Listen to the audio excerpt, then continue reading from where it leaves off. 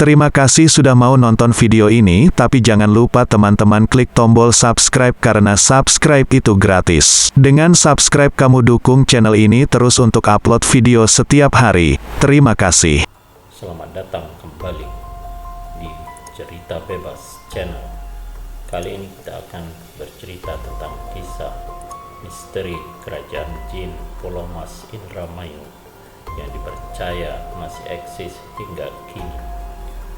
Seandainya sebagian dinding istana Pulau Mas itu runtuh lalu masuk ke muara Cimanuk, niscaya bakal muncul areal pendulangan emas terbesar di seluruh jagat. Dengan runtuhnya dinding istana itu, maka seisi muara bakal mengandung emas melebihi kandungan lumpur emas di Sungai Musi, Kalimantan. Bahkan konon akan lebih besar dari hasil penambangan di Irian Jaya. Sayangnya, dinding istana yang terbuat dari emas itu sangat kokoh, dan istana itu pun adanya hanya di alam gaib Pulau Mas. Di alam manusia, Pulau Mas hanya berupa rawa-rawa yang bersisian dengan muara laut Jawa. Persisnya berada di kampung Pulau Mas, desa Sentigi Sawah, kecamatan Sentigi, Kabupaten Indramayu, Jawa Barat. Di atas rawa-rawa seluas puluhan hektar itu, menurut terowongan gaib, berdiri kompleks istana dengan bahan terbuat dari emas murni. Kerajaan dengan keraton yang sangat megah itu sampai saat ini dipimpin oleh sesosok Raja Jin yang sangat sakti bergelar Raden Werdinata, dengan mahapatihnya yang cukup tersohor, yakni Mahapatih Jongkara. Sang raja juga dibantu Panglima Perang bergelar Panglima Kalas Renggi. Diceritakan oleh juru kunci kampung Pulau Mas yang akrab disapa Pak Wak Cartin, dibandingkan raja-raja lain yang menguasai alam gaib, Raja Pulau Mas tergolong paling tinggi ilmu kedikjayaannya. Alam gaib terbagi dua wilayah, yakni wilayah atas bumi dan di bawah laut. Alam gaib bawah laut dikuasai Nyi Ratu Roro Kidul untuk wilayah pantai selatan, sedangkan pantai utara dikuasai oleh Nyi Ratu Nawang Wulan. Kesaktian Raden Werdinata sempat tercatat dalam sejarah berdirinya daerah Kabupaten Indramayu, ungkap Wak Cartin. Dikisahkan semasa Indramayu masih belum punya nama serta masih berupa hutan belantara, singgahlah seorang satria yang sedang mengemban tugas besar. Satria itu berasal dari desa Banyu Urip, kecamatan Banyu Urip, Kabupaten Bagelen, Jawa Tengah, bergelar Raden Wiralodra. Kesatria berdarah biru dari kerajaan Majapahit itu mengemban tugas membuka hutan belantara di lembah Sungai Cimanuk. Untuk menjalankan tugas dari leluhurnya, dia ditemani seorang punakawan atau pembantu yang sangat setia serta sakti bernama Ki Tinggil. Selama 3 tahun lebih, keduanya berjalan kaki dari Bagelen, Jawa Tengah, dengan tujuan hutan belantara lembah Sungai Cimanuk. Tetapi karena ketidaktahuan, mereka kebablasan sampai ke hutan lembah Sungai Citarum, Kabupaten Karawang. Berdasarkan keterangan Ki Sidum, seorang manusia kuno sangat sakti dari kerajaan Pajajaran, Raden Wiralodra dan punakawannya menyadari kalau perjalanannya itu kebablasan. Melalui perjuangan keras serta mengikuti binatang peliharaan pemberian Ki Sidum yang berupa seekor kijang kencana, akhirnya Sampai juga mereka ke hutan di lembah Sungai Cimanuk. 3 bulan membabat hutan di lembah sungai. Halangan pun datang. Ternyata di hulu Sungai Cimanuk ada kerajaan jin yang membawahi raja-raja kecil di alam gaib sepanjang aliran sungai, sejak Kabupaten Sumedang hingga ke muara Laut Jawa sampai pantai utara Indramayu. Maharaja Jin di hulu sungai itu bernama Budi Paksa, yang didampingi seorang Mahapatih bernama Bujarawis. Maharaja Budi Paksa ini membawahi raja-raja kecil, di antaranya Kerajaan Tunjung Bong yang dipimpin Kala Cungkring, Kerajaan Pulau Mas yang dipimpin Raden Werdinata, dan kerajaan-kerajaan jin lainnya, sampai tercatat sebanyak 12 kerajaan. Kehadiran Raden Wiralodra di hutan lembah Sungai Cimanuk membuat gerah, bahkan menciptakan teror menakutkan di kalangan bangsa jin dan makhluk halus lainnya yang menetap di lembah sungai. Atas laporan Telik Sandi, Mahapati Bujarawis mengadukannya ke Maharaja Budi Paksa. Mendengar pengaduan dari Mahapatihnya, Maharaja Budi Paksa marah besar. Tanpa buang waktu, Maharaja Budi Paksa didampingi Mahapati Bujarawis menyatroni Raden Wiralodra yang sedang membabat hutan didampingi Ki Tinggil. Diawali perdebatan, terjadilah pertarungan secara kesatria di lembah Sungai Cimanuk. Maharaja Budi Paksa berhadapan dengan Raden Wiralodra, sementara Mahapati Bujarawis berhadapan dengan Ki Tinggil. Konon, pertarungan dua makhluk berbeda alam itu berlangsung selama 2 bulan. Karuan hal ini membuat penduduk gaib di tempat itu bubar ketakutan berkat kesaktian Raden Wiralodra. Maharaja Budi Paksa berhasil dilumpuhkan dan dikurung di dasar muara Sungai Cimanuk. Dikisahkan sebelum dilumpuhkan, Maharaja Budi Paksa memerintahkan Mahapati Bujarawis supaya meminta bantuan para raja-raja kecil taklukannya. Namun 10 raja taklukan Maharaja Budi Paksa beserta Mahapatinya dengan gampangnya dilumpuhkan oleh Raden Wiralodra dan Ki Tinggil. Hanya Raden Werdinata yang masih bertahan. Dia bertarung melawan Raden Wiralodra, sementara Mahapati Jongkara maupun Panglima Kalasrenggi kabur dihajar ilmu pamungkas Ki Tinggil. Karena punya kesaktian seimbang, pertarungan antara Raden Werdinata dengan Raden Wiralodra memakan waktu 11 bulan. Senjata andalan Raden Wiralodra berupa cakra Baswara yang telah melumpuhkan Maharaja Budi Paksa ternyata mampu diatasi Raden Werdinata dengan menggunakan pusaka berupa tameng bernama Kopiah Waring, pusaka turun-temurun kerajaan Pulau Mas. Sebelum ada yang jatuh korban, muncul Kala Cungkring, penguasa gaib kerajaan Tunjung Bong. Kala Cungkring menyarankan pada Raden Werdinata supaya menghentikan pertarungan dan sebaiknya menjalin persaudaraan dengan Raden Wiralodra. Selain dengan dalih Maharaja Budi Paksa sudah dikurung di dasar muara Cimanuk, alasan yang paling utama adalah karena ketakutan bila mana leluhur Raden Wiralodra tersinggung. Jika manusia-manusia kuno Majapahit setingkat Ki Sidum murka, niscaya kerajaan alam gaib di sepanjang lembah Sungai Cimanuk dibuat musnah untuk selama-lamanya.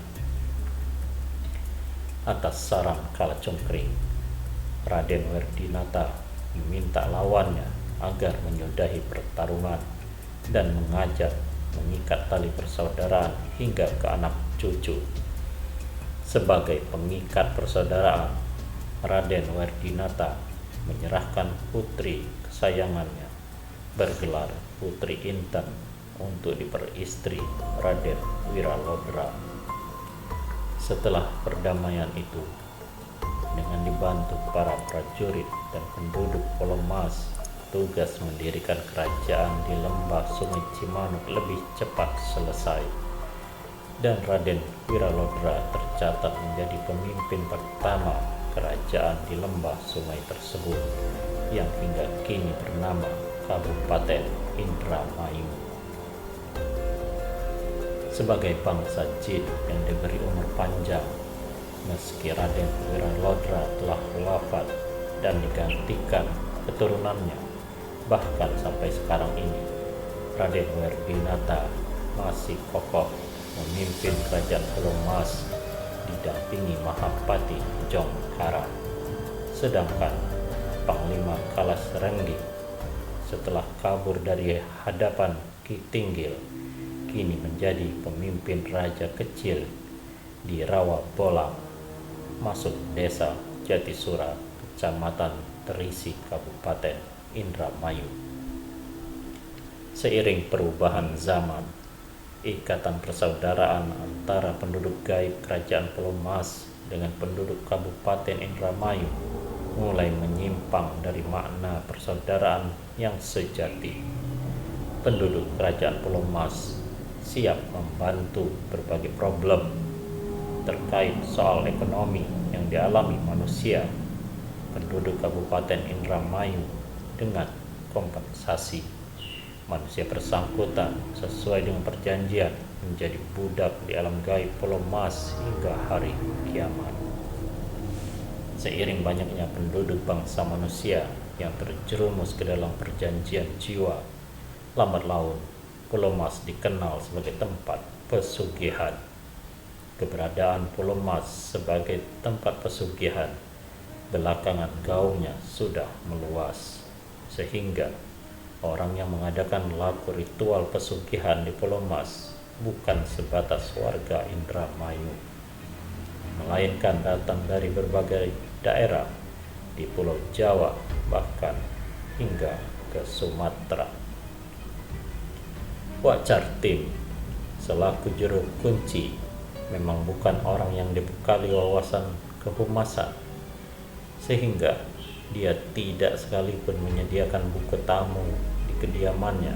Tapi dari pengakuan para tamu yang minta dibantu melakukan ritual pesugihan, mereka banyak yang datang dari luar Kabupaten Indramayu, bahkan dari luar Pulau Jawa.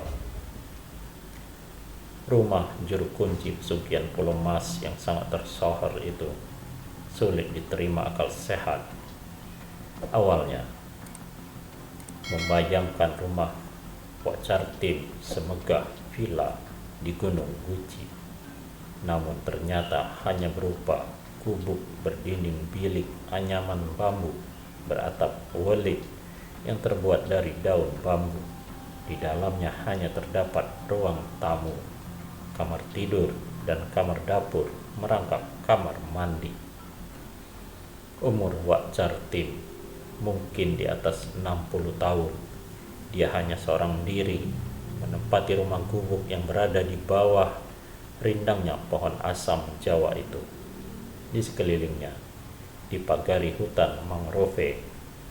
Jarak dengan pemukiman penduduk desa Sentigi Sawah sekitar 5 km yang hanya dihubungkan jalan setapak tanpa koral.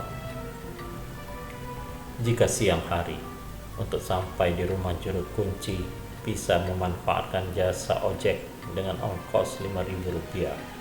Jika ada keinginan untuk refreshing, disarankan jalan kaki sambil menyusuri tepian pantai.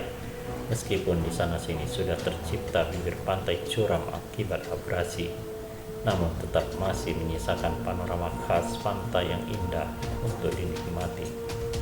Tapi jika lepas maghrib, jangankan dibayar 2 kali lipat, dibayar 100.000 pun tidak bakalan ada tukang ojek yang bersedia mengantar ke rumah Wak Cartip. Paling disarankan menginap di rumah penduduk untuk berangkat keesokan paginya. Memang tidak sulit mendapatkan penginapan di tempat itu. Nyaris setiap rumah penduduk di desa itu dengan senang hati disinggahi dengan membayar sewa inap sebesar 50.000 semalam. Dengan sewa sebesar itu, malamnya mendapatkan jamuan kopi hangat berikut cemilan khas kampung. Dan keesokan paginya, selesai mandi, mendapatkan segelas kopi disusul sarapan berupa longsong, sehingga jika ditotal sewa 50.000 benar-benar murah meriah. Namun ternyata tidak gampang mengadakan ritual pesugihan di Pulau Mas. Selama seharian, Wak Cartip tak bosan-bosannya menasihati tamunya supaya mengurungkan rencananya yang jelas-jelas menyimpang dari syariat agama itu. Jika seharian dinasihati tetap ngotot, maka malamnya baru bisa digelar ritual gaib dipandu langsung Wak Cartip. Ada juga bocoran dari Wak Cartip, khusus bagi orang yang lahir hari Jumat. Jangan coba-coba mengadakan ritual karena dijamin ditolak penduduk gaib Pulau Mas. Tidak aneh ketika menyebutkan nama yang memang lahir hari Jumat karena berawal suku kata da, tanpa banyak dalih langsung ditolak.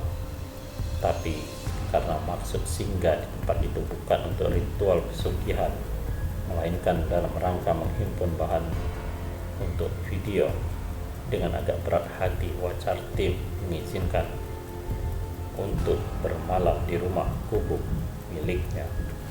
Malamnya, sejak lepas Isya, Wak Cartip langsung mengajak bincang-bincang di ruang tamu. Di ruangan ini hanya tersedia tikar pandan dan bantal kapuk randu. Tak ada perangkat mebel atau furniture. Akibatnya mesti duduk bersila di lantai tanah yang dilapisi tikar. Ada yang aneh, meski rumah berada di sekitar rawa dengan dinding bilik dari anyaman bambu, namun di ruang tamu ini tidak terdengar dengungan nyamuk walau satu ekor pun. Dalam perbincangan, Wak Cartip lebih mendominasi. Banyak sekali yang diceritakan, mulai soal tamu-tamu yang seluruhnya dari kalangan orang-orang gagal dan putus asa, hingga petikan sejarah kerajaan gaib Pulau Mas seperti yang sudah dipaparkan sebelumnya. Karena umurnya mendekati 1000 tahun, Gusti Raden Werdinata kini lebih banyak berada di ruang khalwat daripada mengurusi pemerintahan.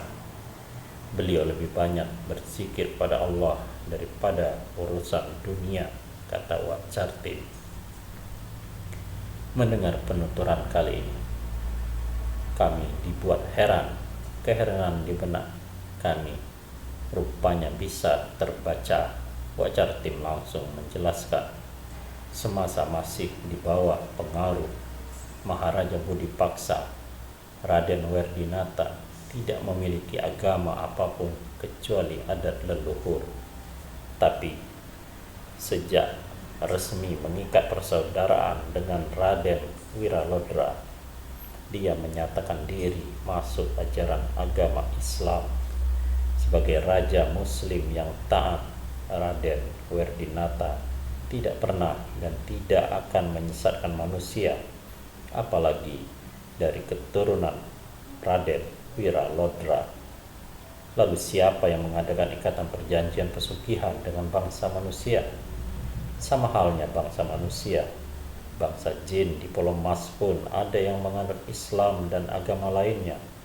Juga ada yang melestarikan adat leluhur. Ada penduduk yang berbudi luhur, ada juga yang berperangai jahat. Nah, penduduk Pulau Mas yang berperangai jahat inilah yang selama ini menangani proses perjanjian pesugihan dengan manusia, urai Wak Cartim. Logikanya, mustahil seorang raja mau melayani urusan manusia dari kalangan rakyat biasa selain tidak pernah menyesatkan. Raden Werdinata juga konsisten dengan ikatan persaudaraan dengan Raden Wiralodra meski saudaranya itu sudah wafat sejak ratusan tahun silam. Buktinya, dalam zikirnya, suatu malam Raden Werdinata mendapat petunjuk bahwa daerah Indramayu bakal diterjang ombak pemusnah atau tsunami. Tanpa banyak pertimbangan, dia menyudahi zikirnya lalu mendatangi penguasa pantai utara. Di hadapan Nyi Ratu Nawangwulan, Raden Werdinata meminta supaya ombak pemusnah itu jangan sampai menerjang penduduk Indramayu. Jika ombak pemusnah itu sampai menerjang, dia sepakat untuk bertarung. Meskipun sadar ilmu Nyi Ratu Nawangwulan jauh lebih tinggi, demi ikatan persaudaraan dengan Raden Wiralodra, dia rela mempertaruhkan nyawanya mati di tangan Ratu Nawangwulan. Untungnya, Nyi Ratu Nawangwulan bersedia memenuhi permintaannya sehingga ombak pemusnah itu urung menerjang Indramayu dan berputar menerjang daerah Pangandaran, Kabupaten Ciamis, ungkap Wak Cartim menutup kisahnya. Menjelang tengah malam, Wak Cartim pamit untuk mengadakan ritual pribadi di kamar tidurnya. Sementara kami disuruh tetap di ruang tamu dengan ditemani bantal kumal. Seiring merembesnya bau buhur jin dari sela-sela dinding bilik kamar tidur, alam mimpi pun tersingkap dan kami tidur di ruang tamu yang lumayan sempit itu. Demikianlah kisah tentang kerajaan gaib di Pulau Mas kali ini. Semoga Anda terhibur dan ada manfaatnya. Wallahu a'lam bishawab. Wassalamualaikum warahmatullahi wabarakatuh.